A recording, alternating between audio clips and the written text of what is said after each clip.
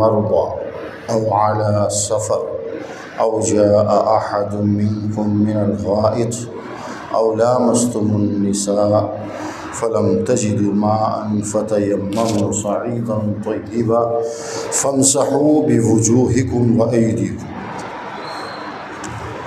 اس آیت کے اندر تیمم کے احکام ہیں۔ ہم نماز کے لیے وضو کرتے ہیں اور غسل اگر واجب ہو تو غسل بھی کرتے ہیں اور اس سے ہم نماز ادا کرتے ہیں، لیکن بعض حالات میں پانی یوز نہیں کر سکتے۔ بیمار ہے، پانی یوز نہیں کر سکتے، آپ ڈاکٹروں نے منع کیا ہے۔ یا اسی طرح آپ کسی سفر میں ہیں، گھر سے باہر ہیں، پانی نہیں مل رہا ہے، تو اس صورت میں پانی کی جگہ آلٹرنیٹ تیمم ہے۔ تیمم کیا ہے؟ پاک مٹی پر ہاتھ مار کر چڑھا کر اس کو جو ہے چہرے پر ایک بار پوچھ لینا اور دونوں ہاتھ کو کوہنیوں تک، سیدھا ہاتھ بایاں، یہ تیمم۔ وضو ہو گیا آپ کا، غسل بھی ہو گیا، اب آپ نماز پڑھ سکتے ہیں۔ اسی کو یہاں ذکر کیا جا رہا ہے۔ وَإِن كُنتُم مَرْضَىٰ، اگر تم میں سے کوئی بیمار، تم بیمار پڑ جاؤ، او علی سفر، یا سفر میں چلے گئے باہر، او جاء احد منکم من الغائط، یا کسی نے قضائے حاجت کی، لیٹرن گیا اور ضرورت سے فارغ ہوا، او لامستم النساء، یا بیوی سے ملا، فلم تجدوا ماء، اب اسے غسل کرنا ہے یا وضو کرنا ہے لیکن پانی نہیں ہے، فتیمموا صعیدا طیبا، تو پھر اسے پاک مٹی کا ارادہ کرنا چاہیے۔ اب اس کا طریقہ جیسے میں نے بتایا ہے، مٹی میں پتھر بھی آتا ہے، دیواریں بھی ہے، ہر وہ چیز، سوکھی چیز جس پر گرد جمع ہو، تو اس پر بھی جو ہے آپ ہاتھ مار کر کے منہ اور دونوں ہاتھوں کو پوچھ لیں گے تو یہ وضو کی جگہ یہ ہو جائے گا، وضو کی جگہ بھی اور غسل کی جگہ۔ اس میں او لامستم النساء کا لفظ آیا ہے۔ تم میں سے کوئی، تم جب اپنی بیویوں سے ملو، لمس کہتے ہیں چھونے کو اصل میں، لیکن یہاں جب تم اپنی بیویوں کو چھو، اس کا کیا مطلب ہے؟ ہم بستری مطلب ہے۔ آپ بیوی کے پاس گئے اور اپنی شہوت پوری کر دی، مباشرت جسے ہم کہتے ہیں اردو میں، یہ ابو حنیفہ رحمۃ اللہ علیہ کا قول ہے۔ ابو حنیفہ یہ کہتے ہیں کہ صرف بیوی کو چھونے سے، ہاتھ لگانے سے وضو نہیں جائے گا، اس لیے آپ بیوی کے ساتھ بیٹھ سکتے ہیں، بات چیت کر سکتے ہیں، ہاتھ لگا سکتے ہیں، اور پھر آ کر آپ نماز بھی پڑھ سکتے ہیں، آپ کا اگر وضو ہے۔ لیکن یہاں چھونے کی بات جو بتائی گئی ہے اس سے مراد مباشرت ہے۔ اگر آپ بیوی سے ملتے ہیں تو ظاہر سی بات ہے جب ملیں گے تو وضو تو کیا، غسل ہی ضروری ہوتا ہے۔ لیکن امام شافعی رحمۃ اللہ علیہ یہ کہتے ہیں نہیں، بیوی کو ہاتھ بھی لگائیں گے وضو چلا جائے، ڈائریکٹ، یعنی بیچ میں کپڑا نہ ہو، ڈائریکٹ عورت کے بدن کے کسی بھی حصے پر مرد اگر ہاتھ لگاتا ہے تو اس کا وضو ٹوٹ جاتا ہے۔ یہ امام شافعی رحمۃ اللہ علیہ کا قول ہے۔ اس لیے آپ نے بیوی کو چھوا ہے، پہلے سے وضو تھا، وضو ختم، اب نماز پڑھنے کے لیے آپ کو الگ سے وضو کرنا پڑے گا۔ یہ دونوں الگ الگ ہے، ایک دم اپوزٹ ہے، کوئٹ اپوزٹ ہے۔ وہ تو کہتے ہیں کہ آپ کسی بھی طرح چھوئیں گے تو وضو نہیں جائے گا، بیٹھو جتنے بار چاہے چھوؤ ملو، اس سے کچھ نہیں ہوتا ہے۔ اور یہ کہتے ہیں کہ جسٹ چھونے سے وضو جائے گا۔ گنجائش دونوں ہے اس بات کے اندر۔ آیت کیا ہے؟ لامستم النساء، لمس کہتے ہیں چھونے، دونوں کے بیچ میں امام مالک رحمۃ اللہ علیہ وہ یہ کہتے ہیں کہ جسٹ چھونے سے نہیں، شہوت کے ارادے سے جب آپ چھوئیں گے تو وضو جائے۔ تین باتیں ہو گئی۔ شہوت تیلگو میں جو بولتے ہیں نا، کامم سے اگر آپ چھوتے ہیں، اس ارادے سے آپ چھوتے ہیں، چھوا ہے کچھ کیا نہیں ہے، پھر بھی وضو جائے گا، امام مالک رحمۃ اللہ علیہ کے نزدیک۔ اور امام صاحب، ہمارے امام صاحب کا جو مسئلہ ہے، چھونے سے وضو نہیں جاتا ہے، شہوت سے بھی آپ چھوئیں گے، آپ بوسہ وغیرہ بھی لیں گے تو بھی وضو نہیں جائے گا۔ لیکن ایک صورت، جب مزی نکل جائے تو ظاہر سی بات ہے سب کے نزدیک وضو ٹوٹ جاتا ہے۔ مزی تو آپ کو معلوم ہے، جب آپ شہوت سے بیوی سے ملتے ہیں تو پہلے ایک پانی نکلتا ہے جسے وضو کہتے ہیں، پتلا سا، اس کے نکلنے سے جوش اور زیادہ ہوتا ہے، اس سے وضو جائے گا، سب کے نزدیک جائے گا۔ اگر اس طرح آپ نے چھوا کہ وہ پانی نکل گئے جسے مزی کہتے ہیں، وضو ٹوٹ جائے گا، اس لیے کہ حدیث میں کھلی بات ہے، ما خرج من السبیل، آگے اور پیچھے کے راستے سے کچھ بھی نکلے وضو جاتا ہے۔ آواز نکلنے سے بھی وضو ہے، ریح کیا ہے؟ آواز ہی ہے نا، یہ قاعدہ کلیہ ہے۔ تو امام صاحب کے نزدیک چھونے سے اس وقت تک آپ کا وضو رہے گا جب مزی نہ نکلے، لیکن امام مالک رحمۃ اللہ علیہ کے نزدیک اس ارادے سے چھوئیں گے، خواہ آپ کا مزی نکلے یا نہ نکلے، وضو جائے گا۔ آپ کو نماز پڑھنے کے لیے الگ سے وضو کرنا پڑے گا۔ اور امام شافعی رحمۃ اللہ علیہ کے نزدیک جسٹ چھونے سے، کسی بھی ارادے سے، کوئی ارادہ ہی نہیں، آپ نے چھوا، آپ کا وضو جائے گا۔ یہ مسئلے ہیں۔ ہمارے امام صاحب کا مسئلہ اس میں مضبوط ہے، بہت سارے دلائل ہیں، چھوئیں گے وضو نہیں جائے گا، الا ہے کہ آدمی اگر اس ارادے سے چھوا ہے، کچھ انجوائے کیا ہے تو اسے وضو کر لینا چاہیے۔ ایک تو ایک مسئلہ ہے۔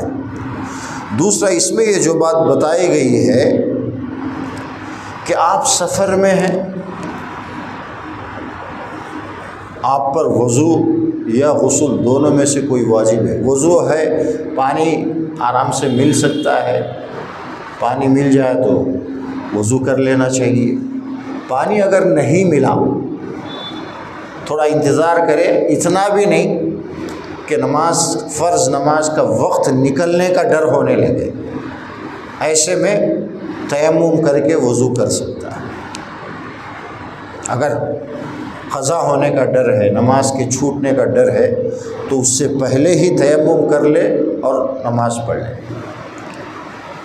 کبھی کبھی پانی تو ہے لیکن غسل واجب ہے، اس پر گھر سے باہر ہے، غسل واجب ہے، پانی ہے، نہانے کی کوئی جگہ نہیں۔ کبھی کبھی سچویشن ایسی پیش آتی ہے، آپ بس میں بیٹھے سو گئے، کوئی خواب دیکھا، ڈسچارج ہو گئے، اب اٹھ کر دیکھتے ہیں نماز کا ٹائم قریب ہے، نہانا ہے، پانی ہے، پانی مل جائے گا کہیں، لیکن کہاں جا کر نہائیں گے؟ نہانے کی جگہ نہیں ہے۔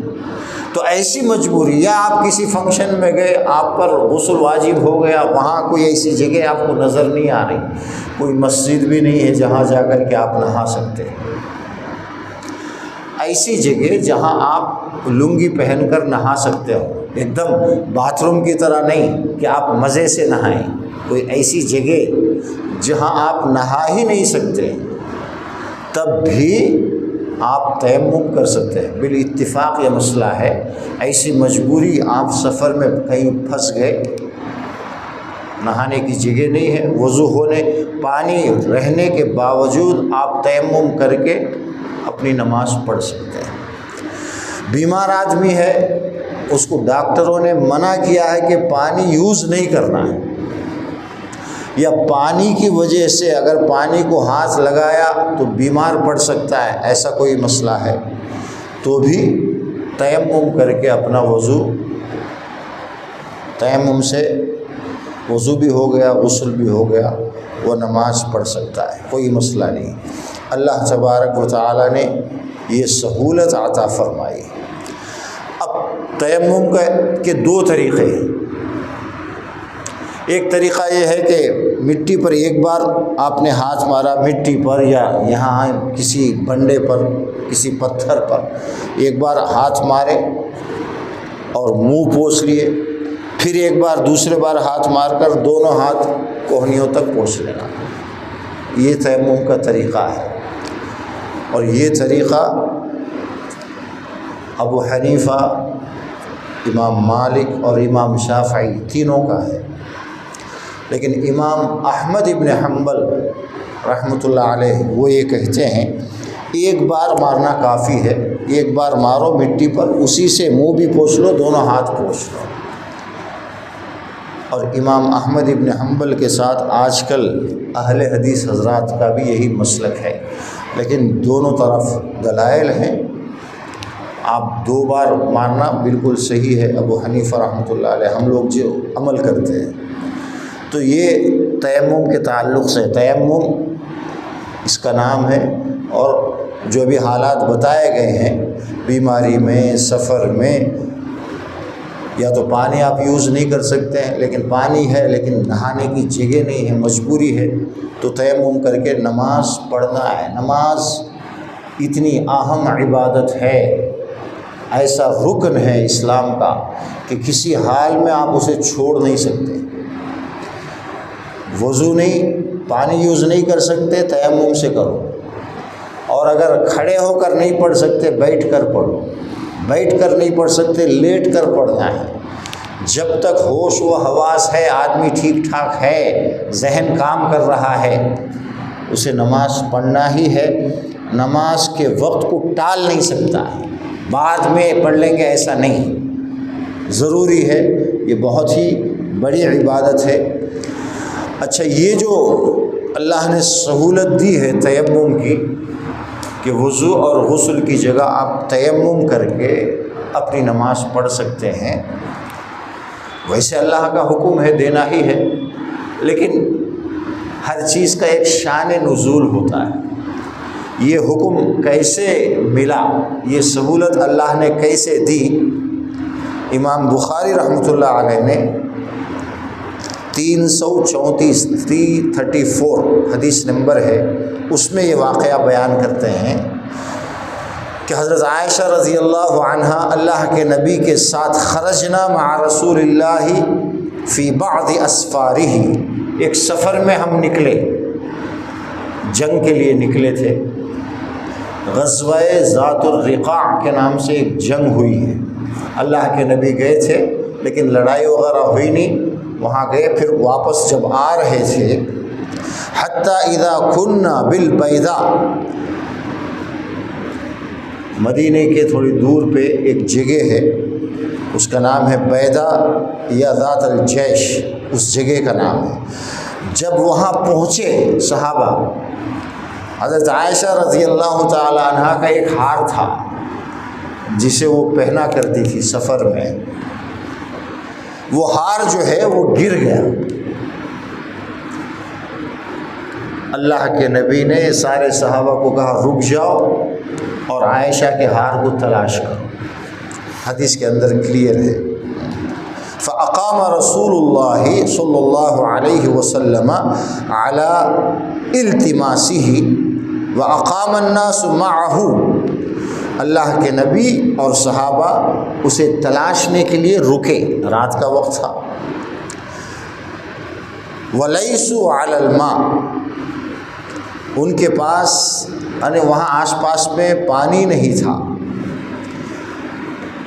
فأتى الناس إلى أبي بكر الصدیق فقالوا ألا ترى ما صنعت عائشہ، لوگ جو ہے جب معلوم ہوا تو دوسرے صحابہ حضرت ابو بکر کے پاس آئے اور ان سے کہا دیکھو حضرت عائشہ تمہاری بیٹی نے کیا کیا ہے، ہم پھنس گئے، ایک تو ہمارے پاس پانی نہیں ہے اور یہاں بھی پانی نہیں، ایک پرابلم میں آ گئے، اور یہ سب حضرت عائشہ کی وجہ سے، وہ شکایت کر رہے تھے۔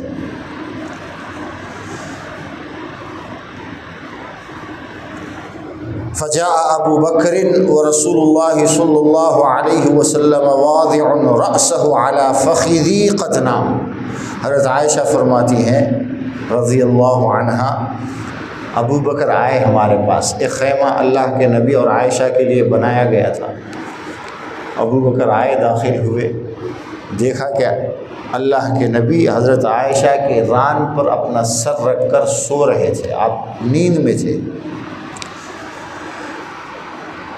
فقال حبستی رسول اللہ صلی اللہ علیہ وسلم والناس وليس على ماء وليس معهم ماء، آ کر حضرت عائشہ سے وہ کہنے لگے تو نے اللہ کے رسول اور سارے صحابہ کو روک لیا ہے، تیری وجہ سے یہ سب ہوا ہے، حالانکہ ہمارے پاس پینے کا پانی جو ہمارے ساتھ لے کر چل رہے تھے وہ بھی ختم ہو گیا، اور یہ جو ایریا ہے یہاں پانی بھی کہیں دور تک نہیں، تم نے پرابلم میں ڈال دیا ہم۔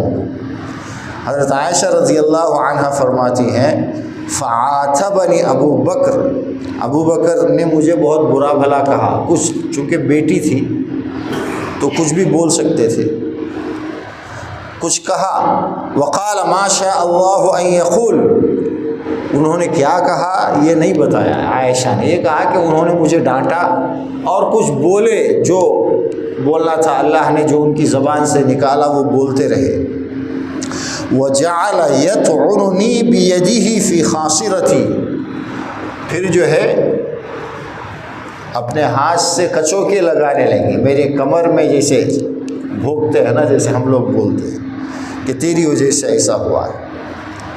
فلا يمنعني من التحرك الا مكان رسول اللہ صلی اللہ علیہ وسلم على فخذی، وہ ڈانٹ رہے تھے اور مجھے جو کمر میں اپنی انگلیوں سے بھوک بھی رہے تھے، کچوکے لگا رہے تھے، میں ہل نہیں سکتی تھی، اس لیے کہ اللہ کے نبی میرے ران پر سو رہے تھے، اگر میں حرکت کرتی تو آپ کی نیند جو ہے وہ کھل جاتی، یہ اچھا نہیں تھا، اس لیے میں صبر کرتی رہی۔ پھر وہ چلے گئے، رات گزر گئی۔ فقام رسول اللہ صلی اللہ علیہ وسلم حین اصبح علی غیر ما، اللہ کے نبی اٹھے فجر کا وقت، پانی ان کے پاس بھی نہیں، کسی کے پاس نہیں۔ فانزل اللہ آیت التیمم، تو ابھی جو آیت میں نے پڑھی ہے قرآن کی، یہ آیت اس وقت نازل ہوئی اور اللہ نے وضو اور غسل کے لیے آلٹرنیٹ کے طور پر تیمم کا حکم دیا، اور وہاں سے تیمم شروع ہو گیا۔ تو یہ حضرت عائشہ رضی اللہ عنہا کی برکت ہے، ساری امت کو حکم تو آنا تھا اور حکم سب کے لیے ہے۔ ایک بیک گراؤنڈ یہ ہے اس تیمم کی آیت نازل ہونے کا، شان نزول، ایک واقعہ پیش آیا جس کی وجہ سے اللہ نے اس وقت کے لیے بھی اور ہمیشہ کے لیے ایک سہولت عطا فرمائی۔ فقال اسید بن حضیر، ایک صحابی ہیں ان کا نام ہے اسید بن حضیر، وہ کہتے ہیں ما ہی باول برکتکم یا آل ابی بکر، اے ابو بکر کے گھر والوں، یہ تمہاری پہلی برکت نہیں ہے، یعنی تمہاری وجہ سے بہت ساری برکتیں ہمیں ملی ہیں، بہت فائدے ہوئے ہیں ابو بکر ان کے خاندان کی وجہ سے۔ حضرت عائشہ کے ساتھ ایک اور بھی واقعہ پیش آیا تھا، جب ان پر تہمت لگائی گئی تھی، اس کی وجہ سے تہمت لگانے کی جو سزا ہے وہ اللہ نے سورہ نور کے اندر اتاری، تو کچھ احکامات حضرت عائشہ کی وجہ سے۔ حضرت عائشہ رضی اللہ تعالی عنہ بہت ہی سمجھدار اور سیکریفائس کرنے والی ہے۔ اور اللہ نے بہت ہی زیادہ ان کو صبر اور برداشت کی طاقت سے نوازا ہے، اور بہت زیادہ قربانیاں بھی انہوں نے دی۔ اب اس وقت ان کی عمر کیا تھی؟ 15 سال بھی نہیں رہی ہو۔ سارے لوگ کچھ باتیں کر رہے، لیکن انہوں نے صبر کیا، اپنے والد صاحب کو جواب بھی نہیں دیا، وہ بھی کچھ بول رہے تھے، آگے صبر کیا، بہت سمجھدار۔ اور جب ان پر تہمت لگی، لوگوں نے جھوٹا الزام لگایا، تب بھی صبر کیا، چھوٹی سی عمر میں۔ حضرت عائشہ کے جو قصے ہیں، ان کی جو قربانی کے بہت زیادہ ہیں۔ اللہ نے ایسے ہی نہیں انتخاب کیا تھا حضرت عائشہ اللہ کے نبی کی بیوی بننے کی، جو ان کو سعادت حاصل ہے، ان میں بھی کوئی بات تھی۔ اس لیے اللہ تبارک و تعالیٰ نے ان کو ہمارے نبی صلی اللہ علیہ وسلم کی بیوی بننے کا شرف دیا۔ حضرت عمار ابن یاسر کہتے ہیں کہ حضرت عائشہ، ہم جانتے ہیں کہ وہ اس دنیا میں بھی ہمارے نبی کی بیوی ہیں، اور جنت میں بھی وہ ہمارے نبی کی بیوی ہوگی رضی اللہ عنہ۔ اور حضرت عائشہ کی سب سے بڑی قربانی، سب سے بڑا سیکریفائس کیا ہے؟ ان کا جو اپنا کمرہ تھا، جس میں اللہ کے نبی کو بعد میں دفنایا گیا، جہاں آج اللہ کے نبی کی قبر ہے، 3-4 لوگوں کی اس میں گنجائش تھی۔ پہلے حضرت عائشہ، چونکہ اللہ کے نبی کو وہاں دفنایا گیا، پھر ابو بکر رضی اللہ عنہ کا جب انتقال ہوا تو اسی کمرے میں ان کو بھی دفنایا گیا۔ تو حضرت عائشہ کا یہ ارادہ تھا کہ جب میرا انتقال ہو جائے تو مجھے بھی اسی میں دفنایا جائے۔ ان کی اپنی پراپرٹی تھی، ان کا گھر تھا، ان کا کمرہ تھا۔ اور کتنی بڑی سعادت کی بات ہے کہ قیامت تک اللہ کے نبی کا پڑوس ان کو مل سکتا تھا، ان کی تھی نا، کوئی روک نہیں سکتا تھا، اور خود ان کے ابا جان ابو بکر۔ لیکن حضرت عمر رضی اللہ تعالیٰ عنہ کی یہ خواہش تھی کہ ان کو اللہ کے نبی اور حضرت ابو بکر دونوں کے ساتھ دفن کیا جائے۔ وہ پہلے بھی کہہ چکے تھے اور حضرت عائشہ نے اجازت دے دی تھی، لیکن جب ان پر حملہ ہوا اور ان کے شہید ہونے سے پہلے، انتقال سے پہلے، اپنے بیٹے سے انہوں نے کہا، میں نے پوچھ تو لیا تھا اور عائشہ نے اجازت بھی دے دی تھی، لیکن پھر بھی میرے انتقال کے بعد جب میرا جنازہ لے کر جاؤ تو ایک بار پھر ان سے پوچھو، وہ خوشی سے اگر اجازت دیں تو مجھے دفناؤ اس کمرے کے اندر، ورنہ مجھے قبرستان کے اندر دفناؤ، چونکہ وہ ان کا حق ہے، میں زبردستی وہ چھین نہیں سکتا۔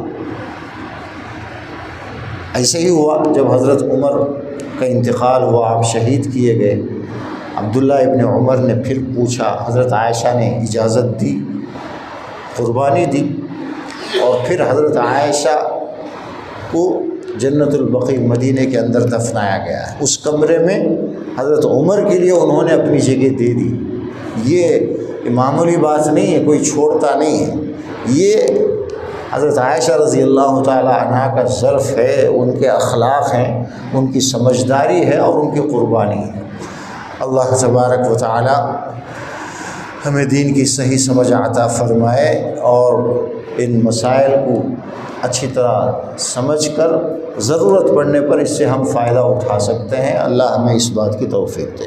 سبحانک اللہم و بحمدک، نشہد ان لا الہ الا انت، نستغفرک و نتوب الیک۔